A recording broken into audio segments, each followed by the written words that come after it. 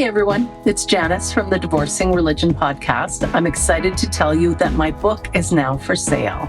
It's called Divorcing Religion, a memoir and survival handbook. And I'll make sure you have a link in the notes for that. And also, I want to encourage you to like, subscribe, and become a member of my YouTube channel. Take care.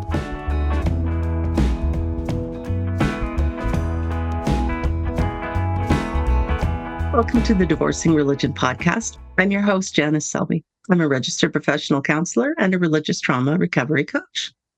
My guest today has a very interesting story. Forrest Benedict is a licensed marriage and family therapist in California and Washington states who specializes in religious trauma and sexual shame. Forrest began his career as a Christian who was passionate about helping others recover from, I got my air quotes going, sex and porn addiction, believing at the time that he was in recovery himself. He served as the clinical director of a sex addiction treatment program and trained pastors and therapists in a sex addiction certification program through a Christian university and became a leading voice in the anti-pornography movement. Forrest even wrote a faith-based book called Life After Lust: Stories and Strategies for Sex and Pornography Addiction Recovery that attempted to straddle a secular approach while publicly sharing his personal story.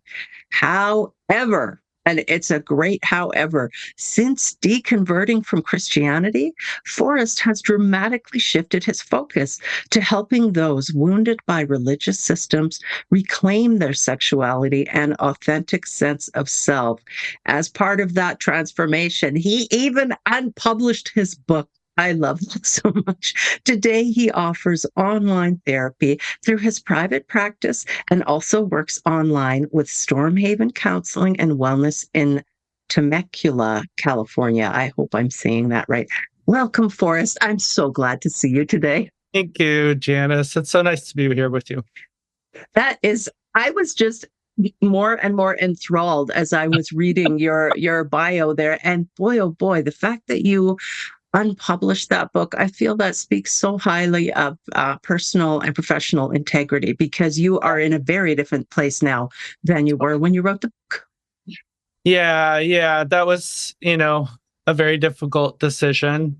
As I deconverted and I changed my views on sex and pornography and recovery and all of that, I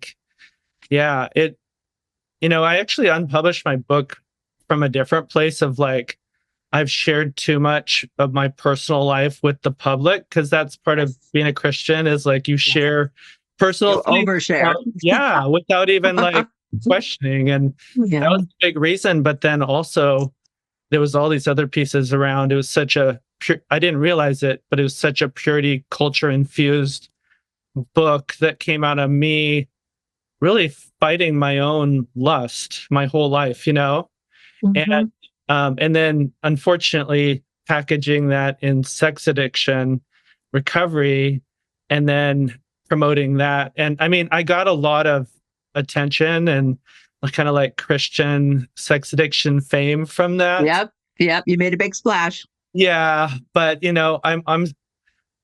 I'd prefer that message to not be out in the world more. So if I can be part of bringing that message back and helping people heal shame around sexuality, that would be way better use of my time on this earth, I love it. Yes. And you and I have connected online around my Shameless Sexuality conference, and I'm going to be trying something new shortly, which will be the Shameless Sexuality Speaker Series. And I'm so pleased that you will be one of the speakers also joining me for that series. I wonder if you would tell us a little bit about how religion came into your life, if you were raised in it, or what it was like, and then how it left your life. What happened around your deconversion? Yeah. No, I became, interestingly, my parents were hippies in the early days. But then my dad unfortunately ended up in jail for drunk driving and got saved in jail. And so came back super on fire and super religious. And, that was basically when I like decided, right, to follow Jesus at like 6 years old. Like you can really decide that, Right. Yeah. it's a lot of pressure to decide that. But yeah, and that became like the most important part of my life. Your identity. Yeah. I would say I was definitely on the more extreme end of of belief, even so much as to be like, I would say, like scrupulosity, like really Yes. OCD, like with especially hypervigilance around my own behavior and perfectionism. And especially when it came, when hit puberty and started, having sexual desires, that became like the focus of my life, is how do I fight this and how do I suppress this and, you know, please God, supposedly, and, Wow. save my. That's just so much pressure. Oh, yeah. Yeah. But I was very passionate about that. And I talked about it. Like it became my obsession was fighting lust, and although, I would give in from time to time and, feel bad and guilty and repent and all that. But I was always kind of like spearheading this like fighting lust, with all my friends and everything. And, but yeah, and that's honestly, I don't think I would have become a therapist had I not been so passionate about fighting lust, because Wow. I wanted to be a sex addiction therapist. I was like, I'm in recovery. I'm fighting this. I'm, abstaining from porn and masturbation. And I was just like, I want to help other people do this. So I was Oh, your very proud. intentions were very pure. They were Yeah. very good, but you Yeah. were fighting a losing battle because humans like sex. They like to think about it and watch it and experience it. And Oh, there's nothing wrong with that. So wow. Okay, so then you were all in. You were, kind of a big shot in the got my air quotes going, the sex and porn addiction community in oh, Christianity. And yeah. then what happened? How did you get here? I know. Yeah. It's very unexpected. Like, honestly, I was not, yeah, I was not the type of person that would ever consider any other version of reality, being legitimate. So, I mean, honestly, I just, my family was impacted by the California fires, and it started like setting in like, oh, this seems very different than what I thought God was like. Um, and then it was just so weird, so out of character for me. But I started like getting curious about like atheist um perspectives, and I Oh, started yeah. watching all these atheist versus Christian debates on YouTube. And I was like shocked that it was actually starting to get to me a little bit, um, make me doubt. And then I ran into like Bart Ehrman's work with like totally deconstructing, like, or, like totally talking about like how the Bible is put together and just all the errors and inconsistencies. And I was so fundamentalist in my thinking that um really started shaking me and really disturbing me because I thought it was like perfect, and then honestly, and this was so out of character for me too, but we moved from California to Washington, and I ended up going to this like weekend long psychedelic experience. And Wow. yeah, and like I'd never done, psychedelics in my entire life. And that like blew the fuck out of the whole thing, honestly. Exactly, exactly. Did you go by yourself? Did you have a partner or? Oh, I went by myself. Yeah. And it was like one of the most powerful psychedelics in the world. It was like ayahuasca. So it was Oh, like yeah. my, Uh-huh. yeah, I don't think I had any clue. Like I felt open enough to try something like that, but I was still afraid that this Christian university I was working for would find out and I'd get in trouble because, you're not supposed to do that. Wow. And so that actually kind of sounds like it really either solidified or kickstarted or just pushed you way deeper into that space of, I don't think everything that I've believed was true and built my life around Yeah. is true anymore. Yeah, it was so life-changing because it like, through this trip, I basically was like seeing how you don't need religion to be saved, Mhm. and it's interesting because I got this like experience of like IFS is the type of therapy I do. Mhm. And it's pretty awesome because in that, experience, I was like, wow, we can actually heal ourselves.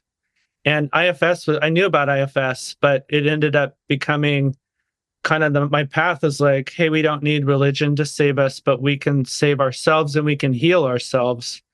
And so it's kind of put me on this whole new trajectory of, like leaving Christianity completely and getting trained in IFS, and then even doing a lot of my own therapy because I didn't realize how much trauma I had that needed healing. Oh So my gosh, you had a parent that went to prison. That's a pretty big it's a pretty big deal.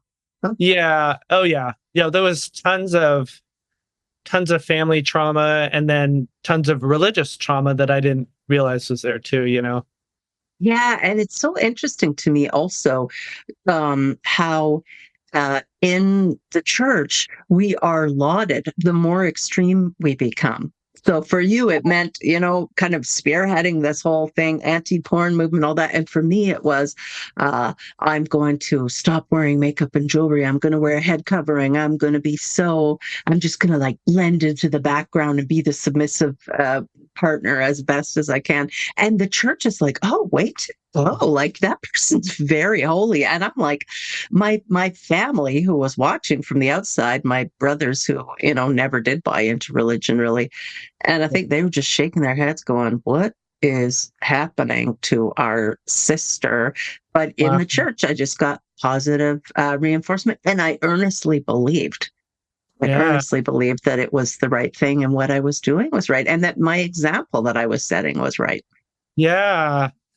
Yeah. That's just, yeah. When that's like seen as perfection or that's seen as holy, you get so much positive feedback for that. And yeah, like I'm similar in that I would go to the extreme and I would be drawn to the most extreme Yes. stuff, and then you Mhm. don't even learn self-critical thinking at all. And I ended up being like anti-vaccination and like all these Oh, things were wow. Wow. so extreme and just not not any type of scientific or critical thinking way Hmm. of even engaging with the world.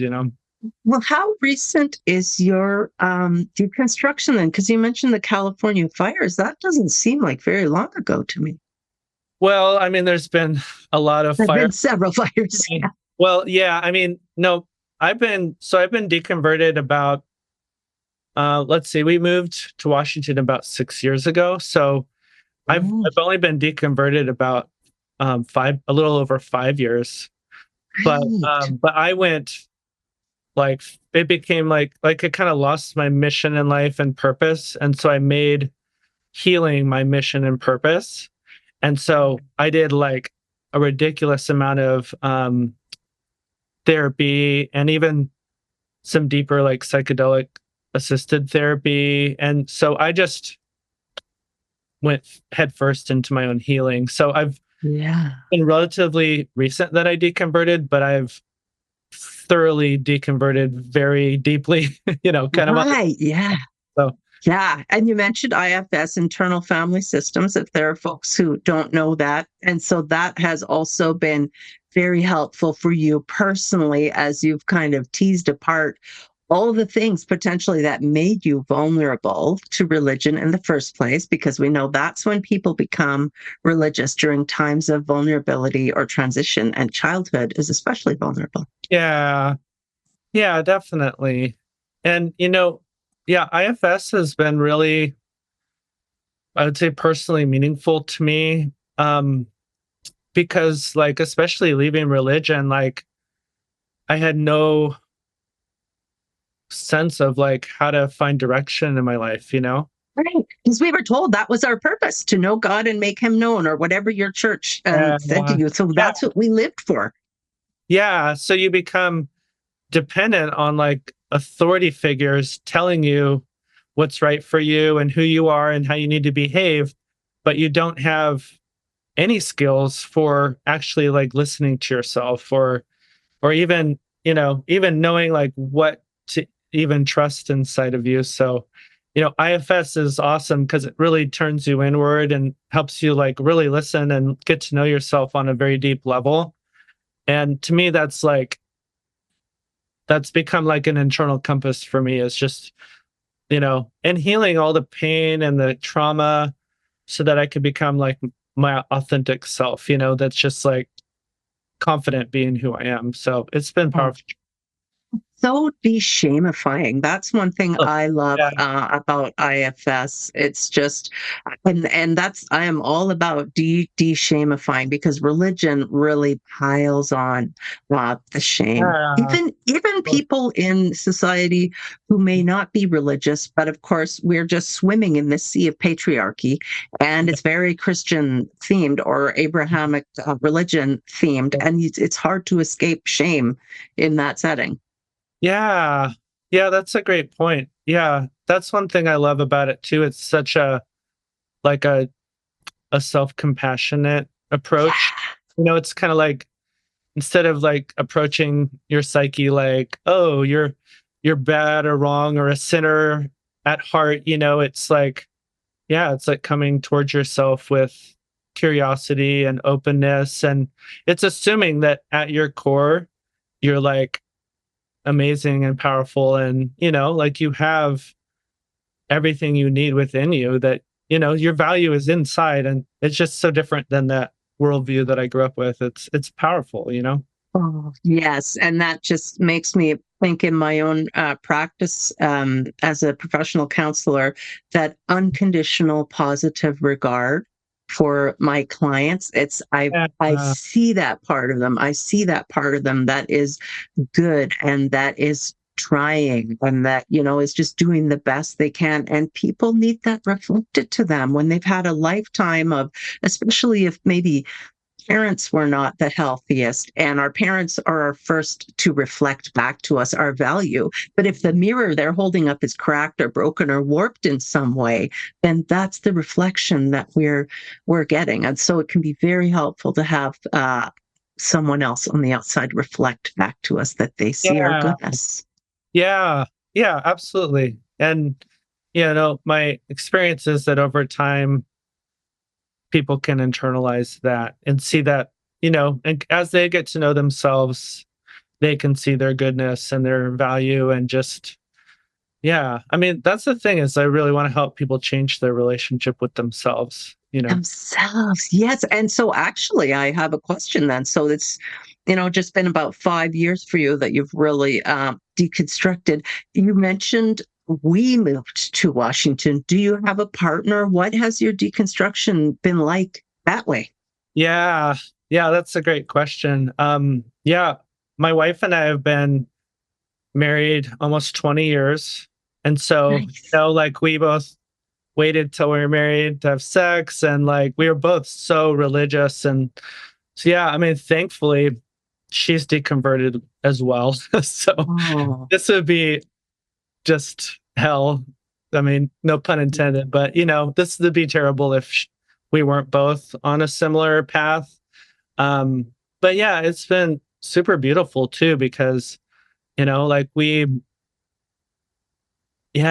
we've figured out ways that we can kind of just explore things safely, in ways that we never really got to. And so but also really deepening our connection with each other. And so, yeah, it's been beautiful. And it's just been so fun to just be on this healing journey together. And even as parents, like to not, to, yeah, try and protect our kids from all that too, as much as possible. right.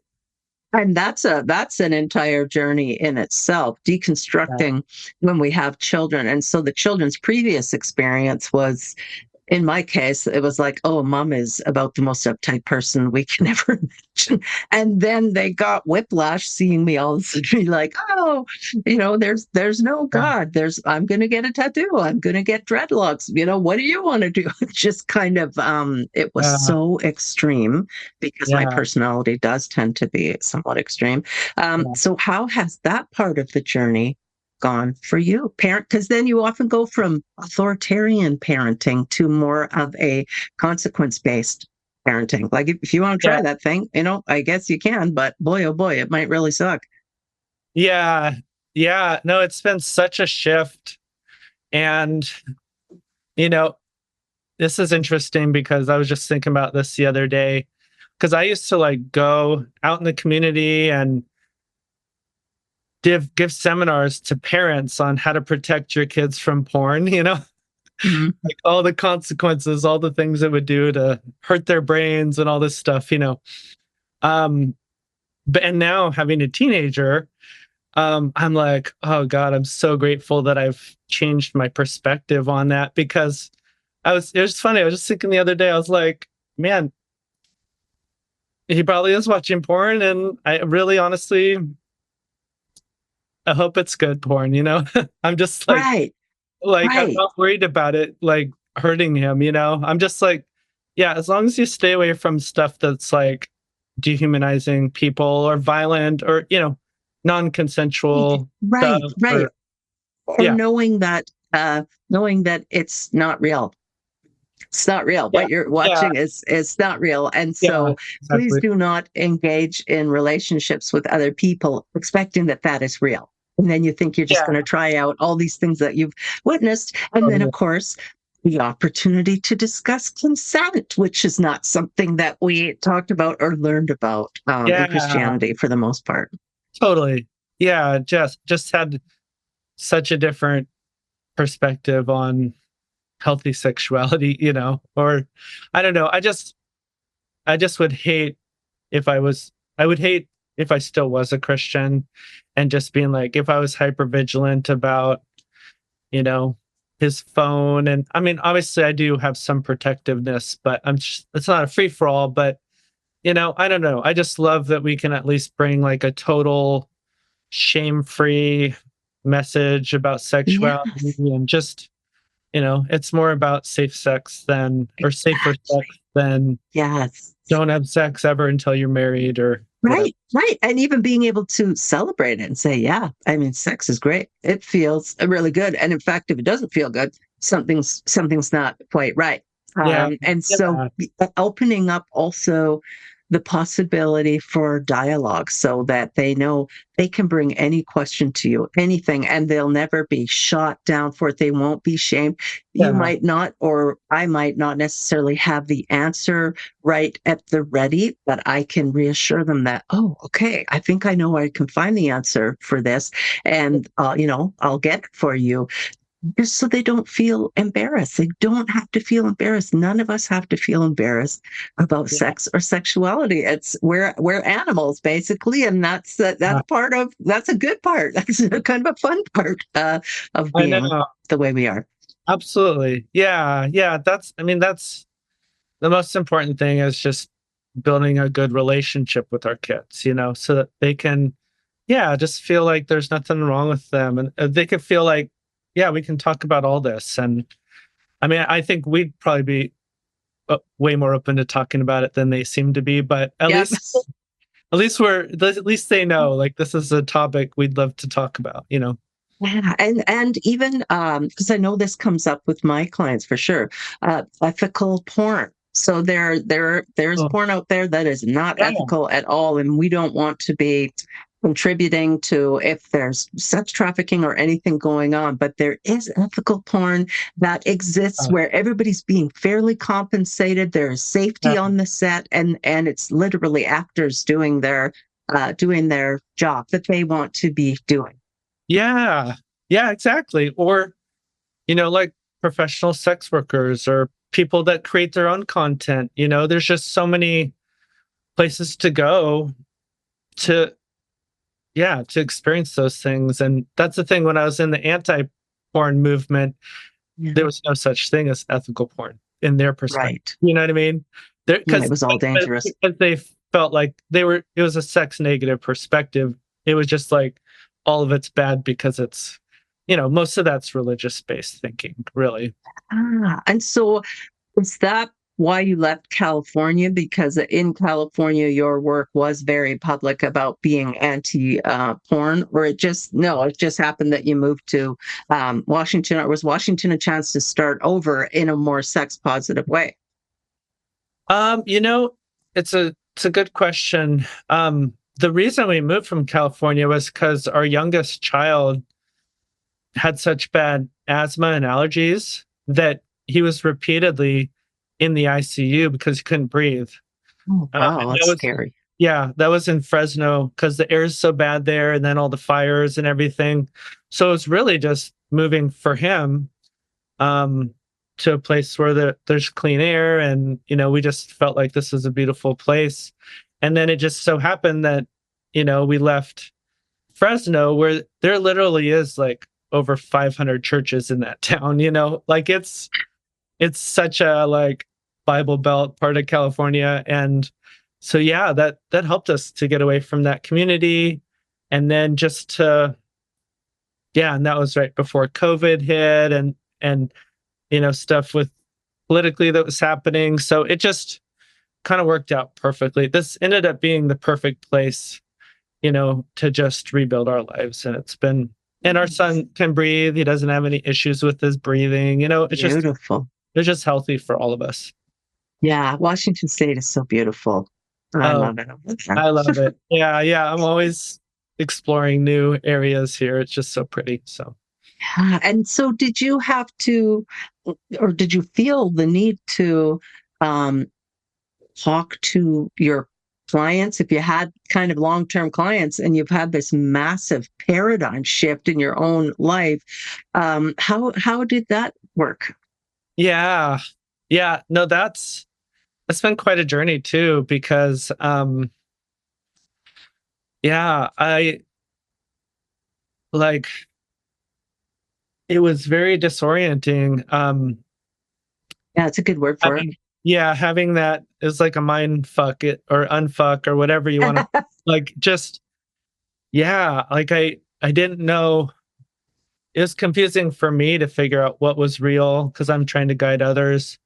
But in the long run, I still have, like, I had a porn addiction group online for men, and I still have that group now, but it's evolved totally, and the guys in the group, I would say some of them still might have some sexual stuff they're not wanting to do, but a lot, it's more attracted people that, just want to connect with other men, want to do IFS, want to learn from me, grow together. It's more like a men's connection group now. Nice. And people have even told me, like, they trust me more because I changed, because I was authentic, because I had integrity enough to change how I practice as I was changing, and that definitely got rid of some clients that were just like not a fit anymore. But I mean, thankfully I was able to pivot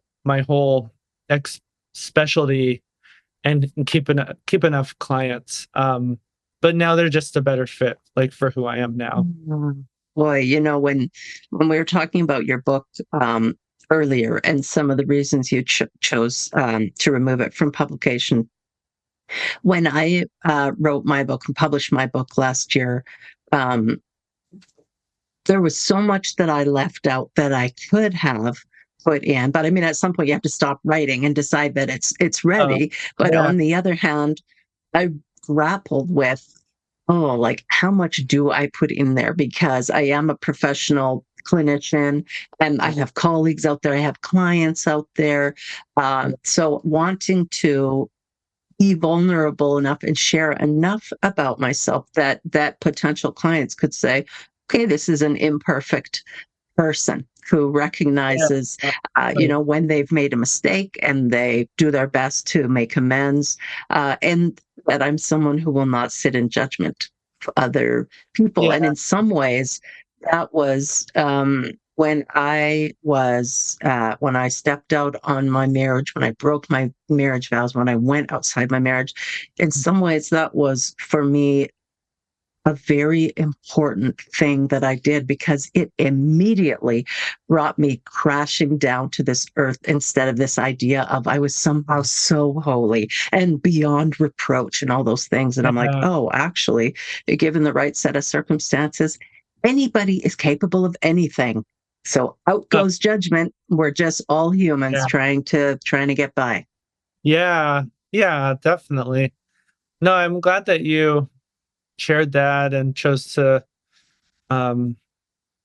just share pieces of your story, because, and even just this whole just being human, like you just go from perfectionism where you have to do everything perfect to realizing you mostly just learn through making mistakes along the way. And I think it's valuable that you put your humanity into your writing. Yes, thank you. And then, of course, wanting to highlight shameless sexuality and the fact that sex is pretty important to us. There's not really any way to get around it. We know that sex sells in advertising, and I mean, it's in our music. It's certainly on our devices. So what can we do? It's not something that's going to go away. So how can we be healthy in our sexuality? And so I love the work that you're doing around that. I'm just so curious to hear more of your story about that piece for you, kind of deciding that, oh, okay, some of this stuff is okay. What I thought was really, really bad was a lot of religious trappings around something, saying that it was terrible, but it's not so bad. So what's that like for you now, and when you're working with clients? Yeah. Well, it's crazy to say this out loud, but it's just my recovery was, abstaining from porn use and masturbation for 17 years of my adult life. Yeah. Can you imagine? God. For those who can't see, my jaw just dropped. I thought you were going to say 17 months. I was going to be, that's a long time. 17 years? That's such a disconnect. It's a disconnect from your body. No kidding. Yeah. So I know, seriously. So I do not judge that younger version of myself, because that's, I was getting praise for that all over the place, because, who could do that? But I was like seen as like this shining example and trying to inspire everyone else to do it. So, eventually when I finally changed that, got enough healing to realize, oh, I actually do want to watch porn. I talked to my wife, and then, when I did it, even though I had deconverted, I just had this strong feeling that I was going to go to hell, and had to, just do my own healing. IFS helped me heal that part of me, that felt like I was going to go to hell, because I was really freaked out about that.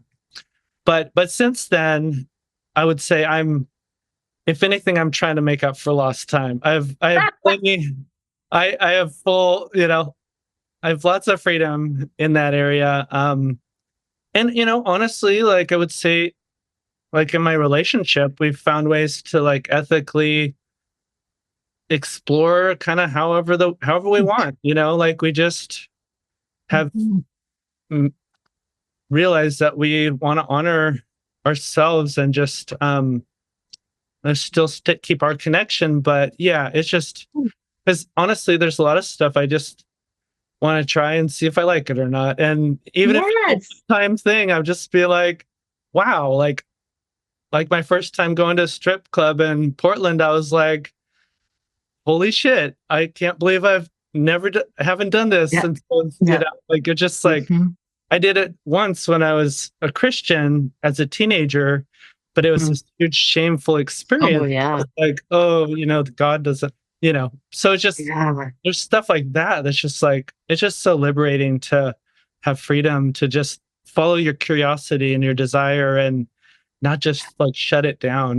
Yes. And one of the speakers this year at Shameless Sexuality, Elena Love, and she's also an OnlyFans content creator, and she came out of a Mormon background. And for her, when she left Mormonism and began dancing as a stripper, performing as a stripper, there was an empowerment. And I've heard this from other dancers as well, other strippers and burlesque dancers, performers, that there is something so empowering because they had been told they had to hide their body at all costs. It was very embarrassing and shameful when they started developing and their body changed and men were looking at them and it was their fault according to the church. So then for those women to decide, I am going to get up on that stage and I'm going to show as much of myself as I want to show, that can be very empowering for people. Yeah. Yeah. That's so awesome. Yeah, I love that. I love that. Yeah, it's such an amazing journey, like just being open to who you are sexually and curious and just like just being like, I mean, even around sexuality, like, oh, I kind of assumed I was only attracted to women my whole life, but like what else? It's just kind of like just being open with curiosity to like whatever comes along, whatever you have interest in. So I love not having to shame yourself for it. Yeah. Yeah. It's because it's more just like the world has opened up and there's probably too many possibilities, but just kind of like learning what am I drawn to? What sounds interesting or fun or just it's been an awesome adventure because I've been able to heal a lot of shame and just feel like free, Yes, yes. To be myself and explore and then I love helping other people heal that, like I really have very little interest in helping people stop using porn. I really would I did that every now and then, but I really love helping people just release all the shame and just have experiences and have fun in the world. Wow. And so does that, I know you have a coaching practice as well. So where do these things fall into your various practices that you have? Yeah. So I'm a licensed marriage and family therapist online in California and Washington. So that's just therapy. But I do coaching as well, and that's just anywhere in the world. And so I wouldn't with the coaching, it's not like the deep trauma healing, right? But it is still really, I don't know. I feel like there's so many resources I can help people with, and just working through that. So I don't have as many coaching clients, but I do like people knowing that it's there if they ever resonated with me and wanted to work together. Right. Yeah. I totally get it. And when we're coaching, we're facing forward. We do have to go, back at least a little bit enough to understand where the person is coming from. But most of our time is spent on the here and now. And where would you like to be? What would you like to see different in your life? And when you were talking about kind of opening your eyes and being allowed to explore the formerly forbidden fruit, which I say makes the tastiest jam. Being able to question, am I actually straight? Am I happy to be monogamous? All these things, or was I just conditioned that way. Maybe I didn't have an option. I wasn't even allowed. Or Yeah. maybe we had, I mean, for myself, I knew that I was attracted to all sorts of everybody, different people. But Yeah. as a Christian, I had to keep that tightly under wraps. And it felt so good when I didn't have to anymore, when I could just pursue, relationships and experiences with people from all walks of life. And it just felt so freeing. Yeah. I 100% am with you on that. There's so much that we don't realize we didn't consent to as far as all of that's concerned. And yeah, it's really powerful to not just deconstruct your religious beliefs, but all of it, your gender, sexuality, like you said, beliefs around monogamy, or just like everything. The patriarchy has done quite a number on us in so many different levels, and Mhm. just is really powerful to free yourself from those things as much as possible. Yes, and people might also be interested in reading some of the work of Dr. Sarah Moslener, and she spoke at one of my other conferences, and she Oh, wow. she's a fountain of information about purity culture and even how it intersects um, racism and all these different Uh, things. So oh, I really appreciate oh, her work too. oh, that's awesome. Yeah, there's a lot of Wow. good stuff out there now. Yeah, there is. Yeah, no, I've thought about like writing a new book with a new emphasis. Yeah. Um, but that's the thing is before I felt like I needed to like save everyone and heal everybody, but now I like honestly I'm having too much fun to really want to sit down and write another book to help people. I'm like, they'll find somebody to help them and I'm gonna go have fun. Yes. Yeah, you're living your life. You're leading by example there. I love it. I think it's fantastic.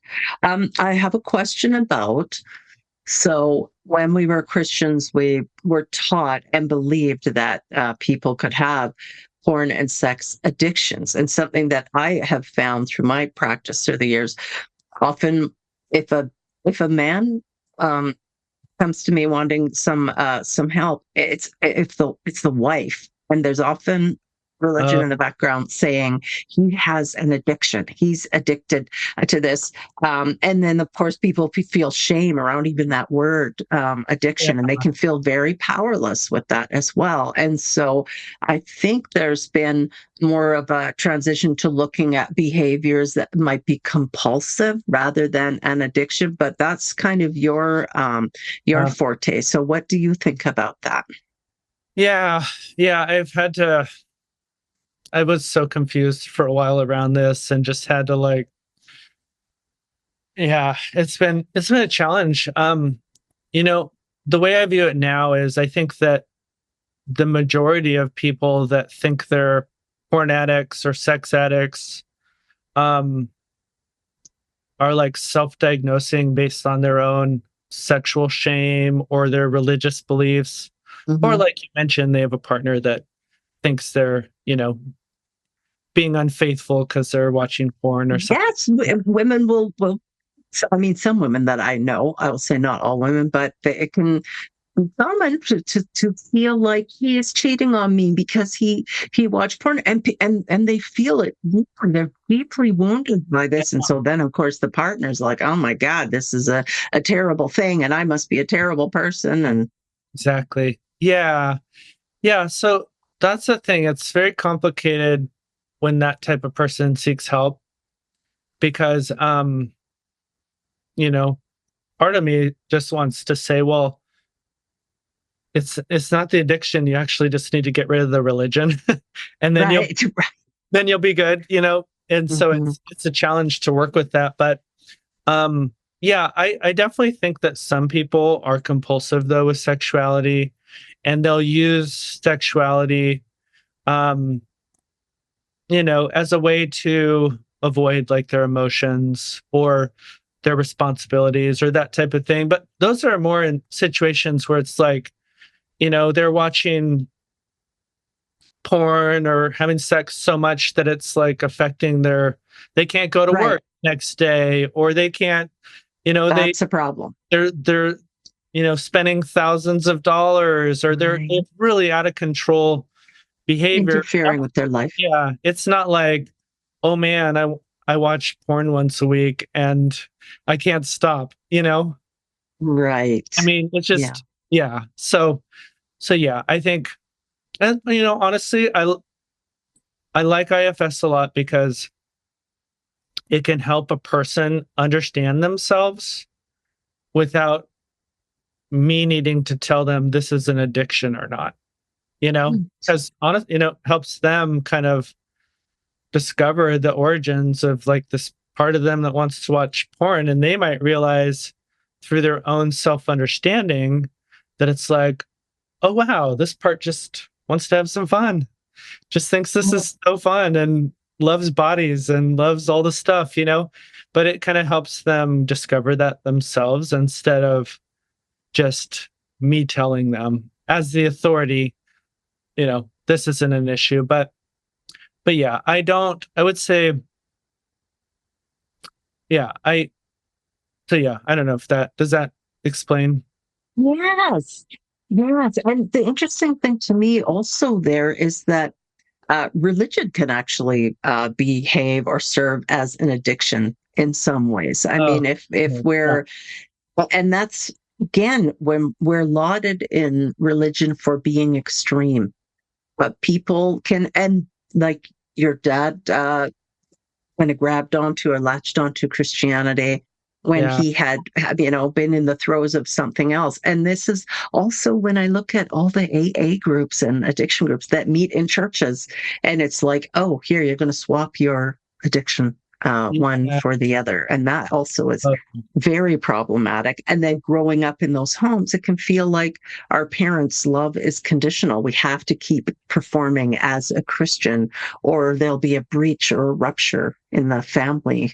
uh, yeah. Yeah. No, I would definitely agree that religion can become its own way of, its own type of addiction, or just, it's really just like another way to, um, like disconnect from your own emotions and what's really happening inside of you. You get something really intense and emotional that's a good distraction Yeah, that can really protect you in a sense from ever having to like look at the fact that you're in like a crap load of pain inside. hmm, So that could be a substance, or that could be process. religion, Yeah. just Hmm. a way to distract or avoid that. There's a lot of trauma inside that really needs attention. Right. And so then I'm wondering, if a person comes to you and they're saying, "Oh, I'm masturbating way too much, or I think I'm addicted to it because I do it not just once a day, maybe I do it several times a day." Mm. Um, then are you looking at the piece of, well, what's that doing for you? Like something's driving, something's Yeah. motivating this behavior. Yeah. Yeah. And that's a piece with IFS, is we kind of assume that there's no bad parts of a person, even an addictive part. And so it it's very non-pathologizing in that way. Yeah. And so it's like, hey, let's get to know the part of you that wants to masturbate 5 times a day, And but going at it not from judging it of like, you're fucking up this person's life. What's wrong with you? Right. It's more of like, oh yeah, what purpose are you serving? Like, what would you be afraid would happen if you didn't do that? Because that's really the key, is it does have some type of helpful protective mechanism to it.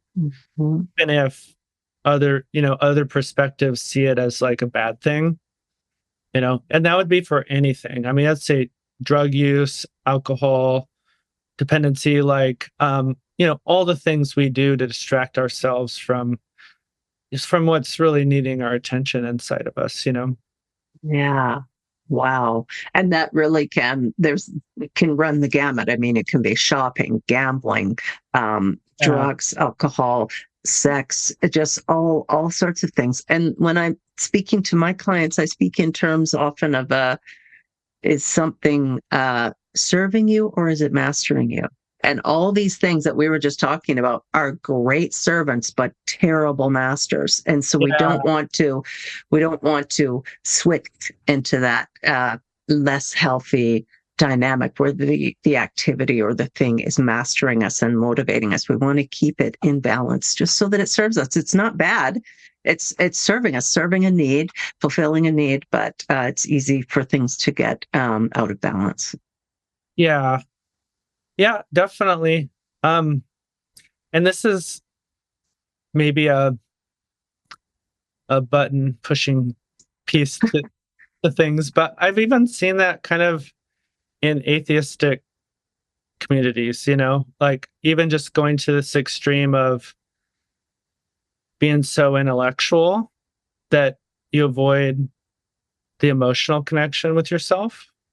So, Mhm. I mean, it could be fundamentalism of anything, right? Whether it's religion Yes, or yes. fundamentalism with atheism, it doesn't Mhm. necessarily matter what the belief is, but it's kind of like focusing so much on that you really neglect what needs attention inside of your own self, if that makes sense. Right, right. And we as humans, I think, are prone to extremes. Yeah. And if we were religious, that actually was primed in us to be extreme and to think in very Yeah. binary terms and black and white and right is right and wrong is wrong. And we just didn't learn a lot about the gray areas and the nuance that's there. Uh, yeah, and I mean, to me, that's like a reason why even when we deconvert, we probably need a lot of therapy still or a lot of healing because it's not just changing the beliefs that we have, but it's like, yeah, just like changing, like there's a lot of carnage inside that needs our attention, or a lot of parts of us, probably younger parts is the way I see it, is little children inside that need like someone to come and save them. That's real, that would be us, Ah, you know. yeah, inner child work. That's beautiful. I think that's a lot of the work that I do Yeah. with clients, just comforting, giving permission for those parts to show up and not be shamed. And Yeah, yeah, exactly. Yeah, it's such a beautiful, and I love the idea of us saving ourselves, because there really is nobody else that's going to save us. So I think it's just beautiful that we have that capacity, honestly. oh yeah, and that's actually a quote that I throw out fairly often on social media, just that says, "No one is coming to save you. You must save yourself." And that my brother told me that when I was trying to decide years ago whether to continue in a marriage that was felt like it was killing me. And he said, "You know, Jan, no one's going to come save you. You have to save yourself." And that Oh, was so powerful to hear from someone that I respected and loved and trusted. yeah, So, well, it's true. I know. Yeah, that is powerful. I love that. It can be a little disheartening because especially as kids, I think we expect someone else to save us, especially if you're Yes. taught that God or Jesus is going to save you. So it really takes quite a bit of courage to realize, like, oh shit, this is on me to figure this out. Right. You know, Yeah. And that crosses over into the politics. And I know we're almost out of time here, but that's something also that you talk a little bit about on your website is helping people who are struggling or coping with political anxiety. And we see that's what happens.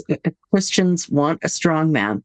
They want an authoritarian person to tell them, save yeah, them. And yeah, that's just part of Christianity. And it does not have a good outcome. yeah. No, no, not at all. It makes, I mean, I would say the state of things now is it makes it very unsafe for everybody, and it's not. I mean, even for religious folks, it's really not good to give up your power to an authority that's outside of you like that. It's really really a bad idea. You could just be led into so many places that you are not aligned with what's healthy or right or safe for you. Yes, the power doesn't lie outside of us. The power lies within us. And that brings us just about to the end. And before we go, I wanted to make sure and show people my little pen that I have on here. It's a rainbow and a little tiny Baphomet in there, and it says "Not today, Jesus." And I wore it at Pride Weekend when I was performing debaptisms for everyone who came to my tent and was interested in that service. And I find that also can be very empowering for people. Yeah. And Forrest, I want to thank you for joining me today. It was so nice to get to know you a little better. Yeah, thank you. I've been following your work for a long time, so it's really awesome to get to have this time with you. Nice. How can people find you? Yeah, so I'm at forrestbenedict.com. Forrest with one R is my website. I do a lot of blogging on there. And I'm on Facebook, but I would say my main presence is on Instagram at Forrest Benedict LMFT. So Wonderful. Excellent. Okay. Well, I look forward to having you back and we can go a little bit deeper on some of these topics. Thanks for joining me again. thank you so much, Janice. And thank you, everyone, for tuning in today. I hope you enjoyed this conversation as much as I did. Take care, and we'll see you again soon.